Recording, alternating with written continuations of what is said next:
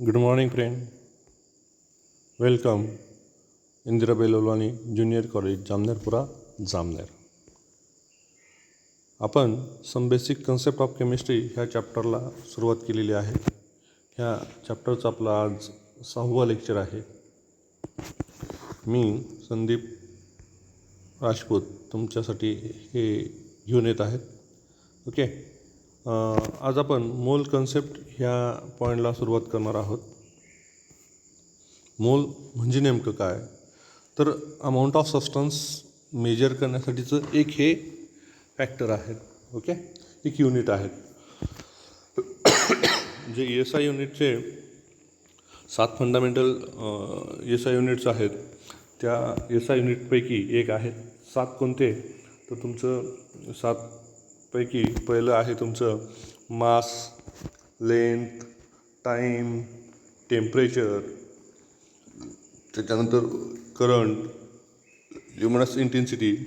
हे जे काही तुमचे SI युनिट, हे 6 SI युनिट झाले. आणि अमाऊंट ऑफ सबस्टन्स हा एक 7वा SI युनिट झालेला आहे तुमचा. बेस फंडामेंटल युनिट्स आहेत हे. तर त्या फंडामेंटल युनिट्समधला जो काही अमाऊंट ऑफ सबस्टन्स आहे, त्या अमाऊंट ऑफ सबस्टन्सला कशामध्ये एक्सप्रेस करतात, तर मोलमध्ये एक्सप्रेस करतात. कशामध्ये एक्सप्रेस करतात, त्याला मोल ह्या युनिटमध्ये त्याला एक्सप्रेस करतात. त्याच्यासाठी सिम्बॉल आहे MOL. त्याच्यासाठी काय सिम्बॉल MOL आहे. तर त्याच्या संदर्भामध्ये आपण इथं डिटेलमध्ये डिस्कशन करणार आहोत. कसं याचं कॅल्क्युलेशन करता काय आहे त्या संदर्भामध्ये. ओके, ठीक आहे. बघा काय सांगितलं त्यांनी, it is define as exactly 6.022 × 10⁻23 particles. That particles may be which may be atoms, molecules, ions or electrons. म्हणजे काय सांगितलं त्यांनी की ही जी काही मोल आहे, ह्या मोलची जी काही आहेत व्हॅल्यू किती असणार आहे, 6.022 × 10⁻23 पार्टिकल्स इतकी असणार आहे. याचा अर्थ काय, असं थोडक्यात सांगतो तुम्हाला. इथं 1 मोल मीन्स व्हॉट, 6.022 × 10⁻23 आहे. ओके, मग आता हे कशावरून आलं सर, का म्हणतो आपण याला. ॲक्च्युली हा जो काही नंबर आहे, ह्या नंबरला आपण ॲव्हॅगॅड्रो नंबर म्हणतो. 6.022 × 10⁻23 याला काय म्हणतो, म्हणजे ॲव्हॅगॅड्रो नंबर म्हणतो किंवा ॲव्हॅगॅड्रो कॉन्स्टंट म्हणतो, जो आपण N ऑफ A ने दाखवणार आहोत. N कॅपिटल आणि त्याच्या बेसला कॅपिटल A असं असणार आहे तो आपण तिथं दाखवणार आहोत. जसं मी असं म्हणेल मी इथं की 1 ग्रॉस किंवा 1 डझन,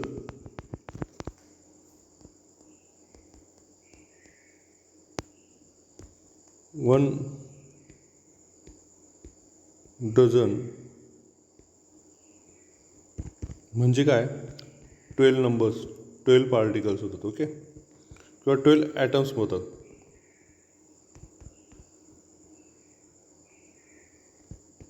किती तुमचे ते 12 ॲटम्स होतात. ओके, ठीक आहे. किंवा 1 ग्रॉस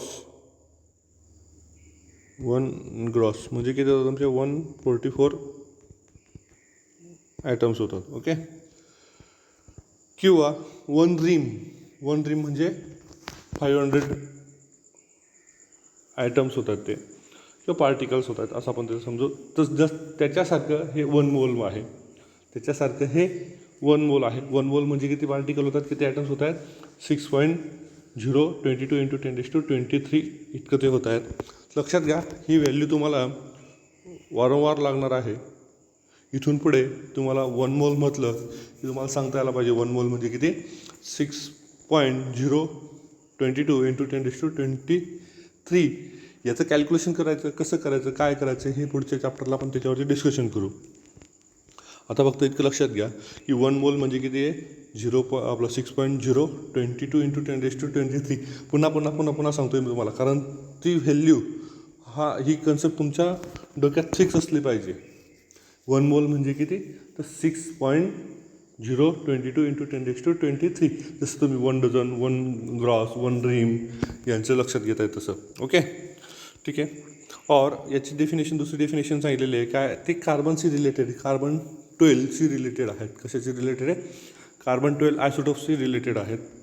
काय सांगितलं त्यांनी बघा त्याच्यामध्ये, 1 मोल is the amount of substance that contain as many entities or particles as there are atoms in exactly 12 gram of carbon 12 isotope. की कार्बन 1 मोल म्हणजे किती सांगतील आपल्याला की 1 जो काही तुमचा कार्बन ॲटम आहे त्या कार्बन ॲटममध्ये असलेले ॲटमची संख्या जी काही आहेत ती किती असली पाहिजे तुमची. एंटिटीज म्हणजे काय तुमच्या त्याच्यामध्ये, एंटिटीमध्ये तुमचे ती इलेक्ट्रॉन्स असतील, आयन्स असतील त्याच्या संदर्भामध्ये, किंवा मॉलिक्युल असतील त्याच्या संदर्भामध्ये, तर ते किती असले पाहिजे तुमचे 12 ग्रॅममध्ये जे असतील त्याला आपण अमाऊंट ऑफ सबस्टन्स म्हणणार आहोत. किंवा किती असणार ते तुमचं एक्झॅक्टली, तर 12 ग्रॅम इतकं असणार आहे कार्बन 12 आयसोटोपमध्ये. ओके, म्हणजे याच्यापेक्षा आपल्याला सोपं काय लक्षात ठेवायला, तर 1 mole is equal to 6.022 into 10⁻23 हे इझी आहे लक्षात ठेवायला. सो आपण ते लक्षात ठेवू. ओके, मग आता बघा त्यांनी काय सांगितलं तर की this number means the number 6.022 into 10⁻23 is known as Avogadro's constant, it denoted by N of A. कशाने डिनोट करणार आपण त्याला, एन ऑफ एने डिनोट करणार आहेत. ओके, 7 बेसिक फंडामेंटल युनिट आहे मी तुम्हाला सांगितलं ऑलरेडी. SI सिस्टम मोल symbol MOL was introduce as 7th base quantity for amount of substance. हे मी तुम्हाला ऑलरेडी सेंड केलं हे आधीच्या याच्यामध्ये स्लाईडमध्ये. ओके, पुढे काय सांगितलं त्यांनी, एक्झाम्पल दिलेलं आहेत. काय एक्झाम्पल दिलेले आहेत बघा. 1 mole of oxygen item, 1 mole of oxygen item. आता 1 मोल ऑक्सिजन ॲटम म्हणजे किती, तर 6.022 इंटू 10⁻23 ॲटम्स ऑफ ऑक्सिजन असं आपल्याला म्हणता येणार आहे, त्याच्या संदर्भामध्ये. ओके, ठीक आहे. किंवा 1 मोल जर आपण इथं म्हटलं 1 मोल ऑफ वॉटर मॉलिक्यूल, तर वॉटर मॉलिक्यूल किती असणार त्याच्यामध्ये 1 मोलमध्ये, 6.022 इंटू 10⁻23 मॉलिक्युल्स ऑफ वॉटर असं असणार आहे. किंवा 1 मोल ऑफ सोडियम आयन, तर किती असणार त्याच्यामध्ये 6.022 इंटू 10⁻23 आयन्स ऑफ सोडियम असं असणार आहे. बघा आपण हे जस्ट लाईक कसं आहे ते मी पुन्हा सांगतो तुम्हाला कसं असणार आहे. ही टर्म कशी असणार तुमची, तर तुम्ही मार्केटमध्ये गेलेला आहात, तुम्हाला मँगो घ्यायची आहेत,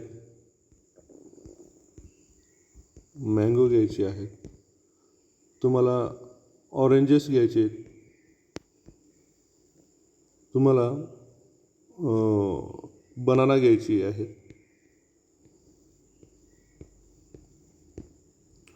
तुम्हाला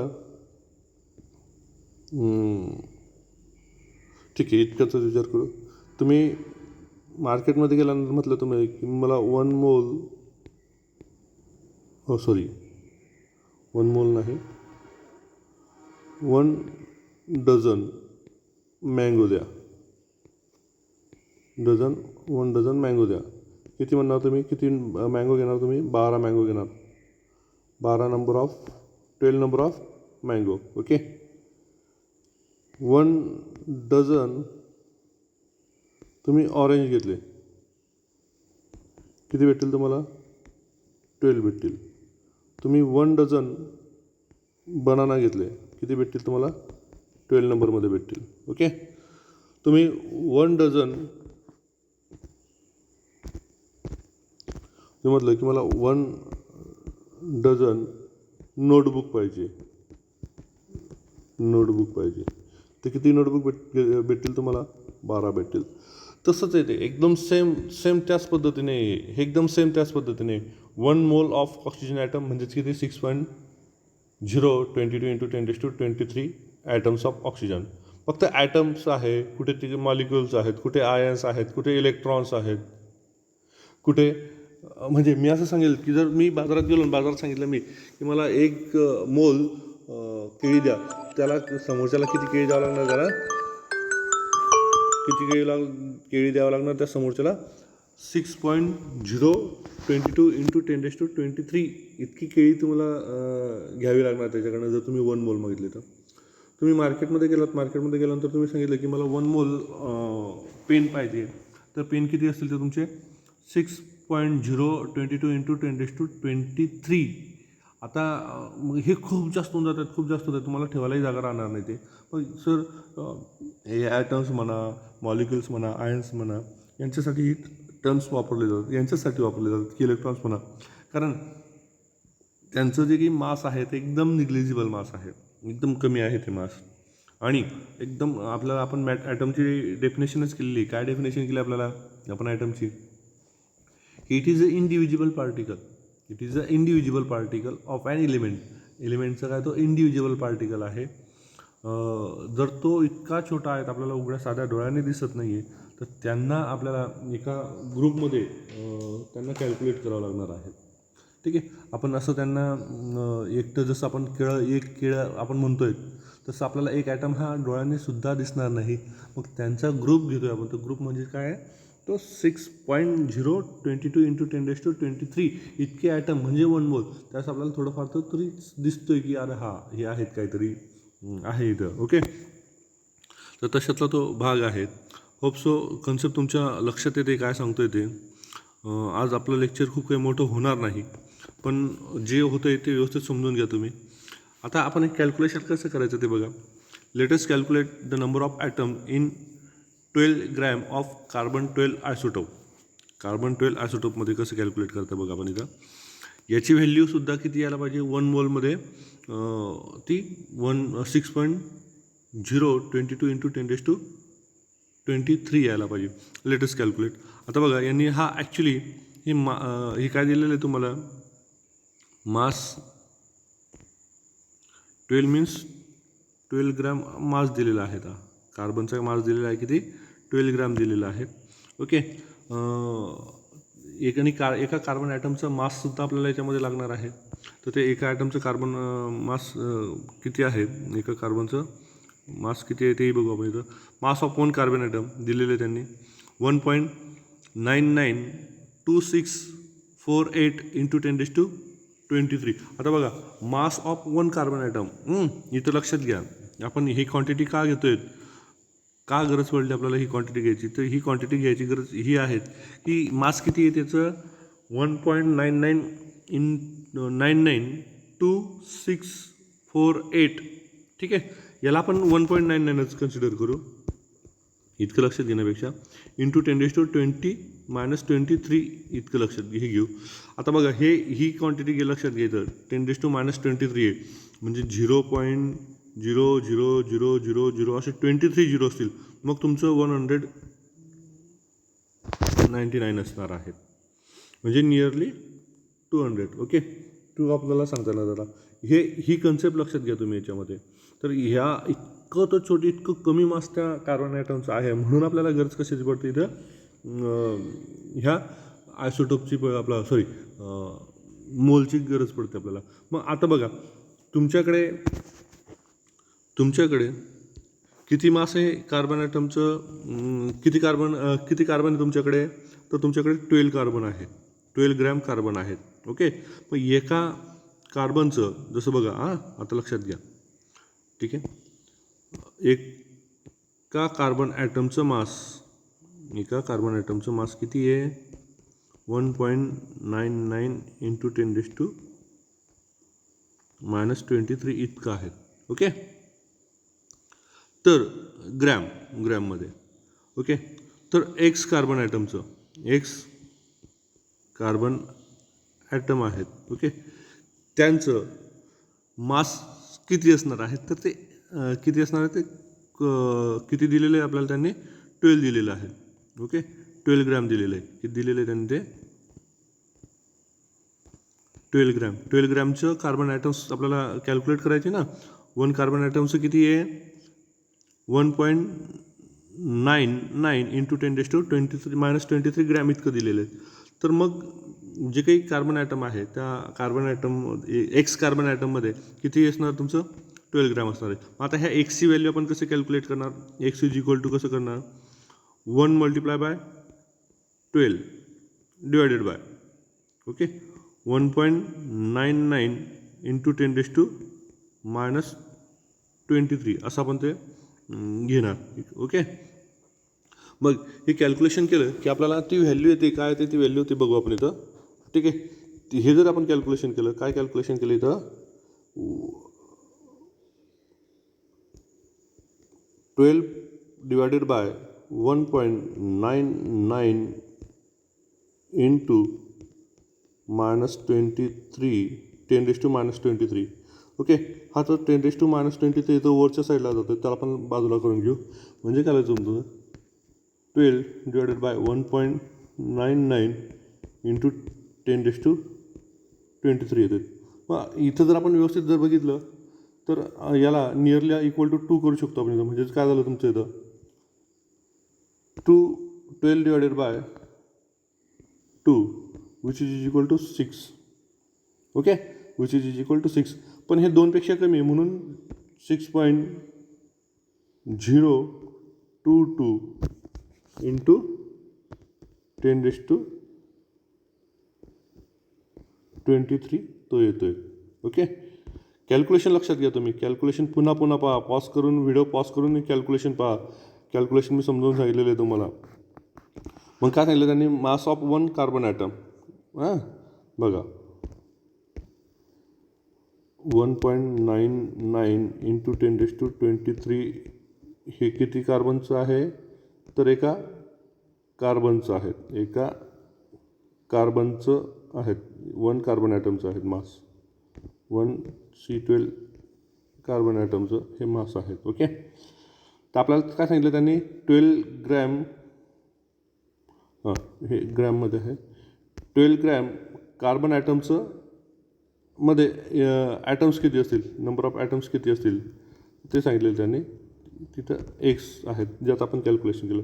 ठीक आहे क्रॉस मल्टिप्लिकेशन करणार आणि ही व्हॅल्यू जी ती व्हॅल्यू आपण इथं कॅल्क्युलेट करणार. ती व्हॅल्यू किती येते तिथे बघा. Therefore number of atoms in 12 gram of carbon 12 is equal to 12 divided by 1.992648 into 10⁻23.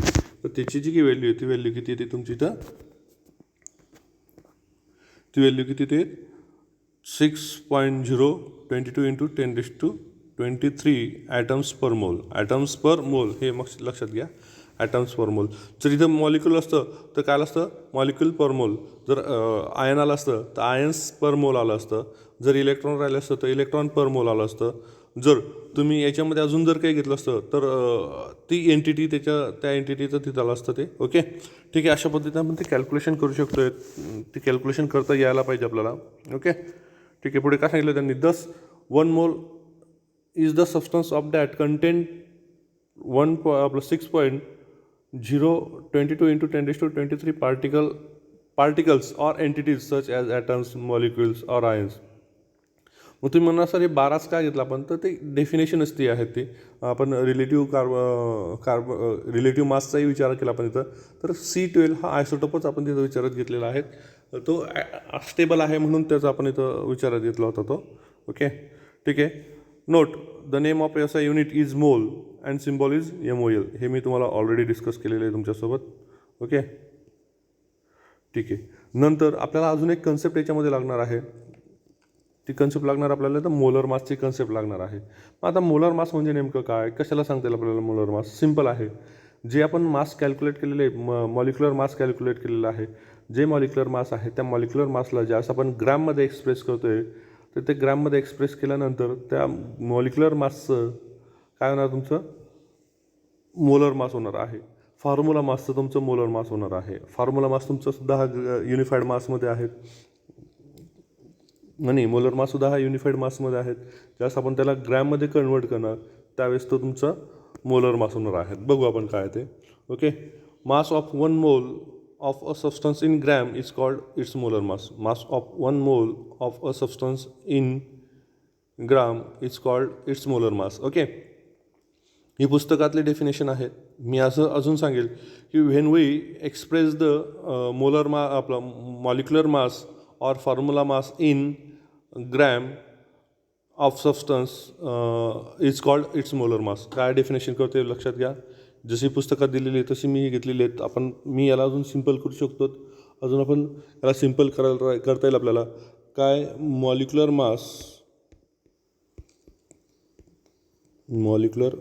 मास और किंवा ते काय फॉर्म्युला मास होता. फॉर्म्युला मास किंवा ॲव्हरेज ॲटॉमिक मास, त्यांच्यासाठी जे युनिफाईड मास आहेत त्याच्याऐवजी expresses in gram is called molar mass of that substance. ठीक आहे. मॉलिक्युलर मास असेल, फॉर्म्युला मास असेल किंवा ॲव्हरेज ॲटॉमिक मास असेल, यांना ज्यावेळेस आपण ग्रॅममध्ये एक्सप्रेस करतोय त्यावेळेस जे काही मास असेल त्या सबस्टन्सचं त्याला आपण इथं त्याचं मोलर मास म्हणणार आहोत. ओके, ठीक आहे. मग कसं असेल ते तर बघा, ते आपण इथं बघू. The molar mass of any element in gram is numerically equal to atomic mass of that element in unified mass. Okay, त्यांनी काय म्हटलं बघा, जे असं ग्रॅममध्ये असेल तो एलिमेंट आहे, इथं एलिमेंट असेल, तो मॉलिक्युल असेल, तो ॲटम असेल, तो आयन असेल, तो इलेक्ट्रॉन असेल, त्यांचं जे काही युनिफाईड मासमधलं जे काही वजन आहे, मास आहे, तितकंच मास न्यूमेरिकली इक्वल टू म्हटलं त्यांनी. ते युनिफाईड मास इतकं असणार आहेत. ओके, म्हणजे बघा यांनी काय सांगितलं तर molar mass of oxygen atom is equal to 6.022 into 10⁻23 multiplied by 1.6605 into 10 by 10⁻24. Okay, ठीक आहे. यांचं जर आपण कॅल्क्युलेशन केलं, ह्या सगळ्यांचं कॅल्क्युलेशन केलं आपण आता इथं कॅल्क्युलेशन करतोय, तर हे कॅल्क्युलेशन केलं तर ते किती येणार इथं बघा. यांचं डायरेक्ट त्यांनी काय केलेलं आहे, मल्टिप्लिकेशन केलेलं आहे. ही टर्म आणि ही टर्मचं मल्टिप्लिकेशन केलेलं त्यांनी. 10⁻23 आणि 10⁻23 त्यांनी बाजूला ठेवलेलं आहे. मग यांचं मल्टिप्लिकेशन किती आलं आहे तर 9.99 इतकं येते ते. ओके, 1696. ओके, ही पण आता ही 16पेक्षा जास्त क्वांटिटी आहे आणि ही 6पेक्षा जास्त आहेत, म्हणून 9.99 इतकी ती व्हॅल्यू आलेली त्यांचं मल्टिप्लिकेशन. 10⁻23 आता 10⁻23 तर हा 10⁻23 आणि 10⁻24 तर इथं फक्त 10⁻1 शिल्लक राहील, ते कॅन्सल होईल. मग तुम्ही यांचं जास्त मल्टिप्लिकेशन करणार, हे जवळपास काय तुमचं इथं मल्टिप्लिकेशन करणार, तर ते मल्टिप्लिकेशन केलं की तुमचं 16 येते. ते काय ते 10⁻1 जरी आपण इथं घेतलं तर काय तर तुमचं 16 येते ते. ठीक आहे. आता 16 कसं येणार तर लक्षात घ्या, ही व्हॅल्यू जवळपास काय तुमची 10 आहे, जवळपास 10 आहे. ओके, जवळपास 10 आणि ही तुमचं इंटू 10⁻1 इथं कॅन्सल होऊन जातात. राहिलं का तुमचं 16 ॲज इट इज राहते तिथं. म्हणून याला पण ज्यावेळेस ग्रॅममध्ये एक्सप्रेस करतो आहेत. ओके, बघा दिलेलंच इथं पुढे काय आहे, 9.99 into 10⁻1 multiply by 16 which is equal to 0.999 multiply by 6. यांचं ज्यावेळेस आपण मल्टिप्लिकेशन करणार तेव्हा 16 इथं 6 बोललो मी, 16 पाहिजे. यांचं ज्यावेळेस आपण मल्टिप्लिकेशन करणार तर मल्टिप्लिकेशन किती येते ते तुमचं बघा. Molar mass of oxygen atom is equal to 15.984 which is nearly equal to 16. So 16 gram per mole. Okay, आता ग्रॅम आलेला आहे. आता एक मिनटं, इथं ग्रॅम पर मोल आलेला आहे. एक मिनटं मी इकडनं घेतो. ग्रॅम कशासाठी तर मोलर मास आपण कशामध्ये एक्सप्रेस करणार आहे, ग्रॅममध्ये करणार आहे. पर मोल का तर हे एका मोलमध्ये आलेलं आहेत, एका मोलमध्ये. एका मोलसोबत आपण त्याला कम्पेअर करतो. एका मोलसोबत आपण काय करतो, त्याला कम्पेअर करतो, म्हणून ते आलेलं आहेत. ओके. मग तुम्ही 1.66 कुठून आणलं सर, तर ते त्याचं एका ॲटमचं मास आहेत, एका ॲटमचं ते मास आहेत.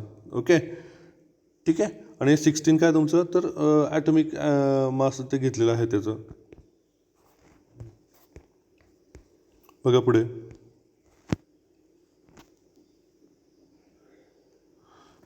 कसं सांगितलं त्यांनी की बघा, जनरली आपण कोणते घ्यायचं, इलिमेंट दिलेले आहेत, कार्बन दिले, हायड्रोजन दिले, कार्बन दिले, ऑक्सिजन दिलेलं आहे. ॲटॉमिक मास किती आहे कार्बनचं, आपला हायड्रोजनचं 1. सो त्याचं मोलर माससुद्धा काय आहे तुमचं, इथं 1 ग्रॅम पर मोल आहेत. इथं ॲटॉमिक मास आहे 1 युनिफाईड मास. कार्बनचं बघा 12 युनिफाईड मास आहेत. त्याच वेळेस मोलर मास किती तुमचं 12.0 ग्रॅम पर मोल आहेत. ऑक्सिजनचं किती दिलेले आहेत बघा, 16 युनिफाईड मास इतकं ॲटॉमिक मास आहे. त्याच वेळेस त्या मोलर मास किती त्याचं, तर 16.0 ग्रॅम पर मोल इतकं दिलेलं आहे. ओके, पुढे बघा. आता हे एका सिंगल ॲटमचं झालं. पॉलिॲटॉमिक मॉलिक्युलचं कसं बघा, त्यांनी molar mass of any substance existing polyatomic molecule in gram is numerically equal to its molar mass in unified mass. आपण ऑलरेडी त्याच्यावरती डिस्कशन केलं आहे. ओके, जसं आता for example molecular mass of बघा, molecular mass of NaOH is 40 AU. 40 AU. Okay, molar mass of NaOH molecule is equal to 6.022 into 10⁻23 multiply by 1.6605 into 10⁻24 multiply by 40. Same calculation येणार आहे. आपण जसं मागच्या वेळेस कॅल्क्युलेशन केलं तसंच. मग molar mass of NaOH molecule is equal to 9.99 into 10⁻23 multiply by 10⁻24. पुन्हा ते काय ना तुमचं 9.99 into 10⁻1 मल्टिप्लाय बाय इथं गडबड झाली, इथं प्रिंट मिस्टेक झालेली आहे. इथं काय पाहिजे 40 पाहिजे, इथं काय पाहिजे 40. Okay, 9.99 multiply by 10⁻1 which is equal to 0.999 multiply by 40 आलेलं आहेत. आणि ते ॲन्सर किती ते तुमचं इथं बघा 40 ग्रॅम येणार आहे. ते किती येणार आहे 40 ग्रॅम पर मोल इतकं ते येणार आहेत. तर हे आपण कॅल्क्युलेशन त्याचं करू शकतो. बघा, एक पॉलिॲटॉमिक सबस्टन्सेस O2 आहे, त्याचं मॉलिक्युलर मास किंवा फॉर्म्युला मास किती येणार आहे 32.0 युनिफाईड मास. त्याचवेळेस त्याचा मोलर मास किती ते 32.0 ग्रॅम पर मोल. H2O 18 आहे, 18 युनिफाईड मॉलिक्युलर मास आहे. त्याचं मोलर मास आहे 18 ग्रॅम पर मोल. NaCl आहे, याचा फॉर्म्युला मास किती तुमचा 58.5 युनिफाईड मास आहेत. त्याचवेळेस त्याचा मोलर मास किती आहे 58.5 ग्रॅम पर मोल इतकं ते असणार आहे. ओके, ठीक आहे. तर तुम्हाला ह्या लेक्चरमध्ये काही अडचण असेल, काही समस्या असेल तर कधीही मला कॉल करा, विचारा, तुमच्या शंका दूर करा. अतिशय महत्त्वाचा पॉईंट आहे, या पॉईंटवरती तुम्हाला CETमध्ये, नीटमध्ये, JEEमध्ये, स्टेट बोर्डच्या एक्झाममध्ये, कुठलीही एक्झाम असो, याच्यावरती कमीत कमी एक प्रश्न असतो. किंवा पुढच्या ज्या काही बऱ्याचशा कन्सेप्ट आहे पुढच्या चॅप्टर्समध्ये याच्यावरती चॅप्टर्समध्ये म्हणतो मी ही कन्सेप्ट तुम्हाला युजफुल आहेत. So be careful. तुम्हाला हा पॉईंट समजून घेणं अतिशय महत्त्वाचं आहे. पुन्हा सांगतो आहे, जर समजलं नसेल तर विचारा मला, मी तुम्हाला कधीही सांगायला तयार आहे. ओके, लवकरच भेटू ऑफलाईन.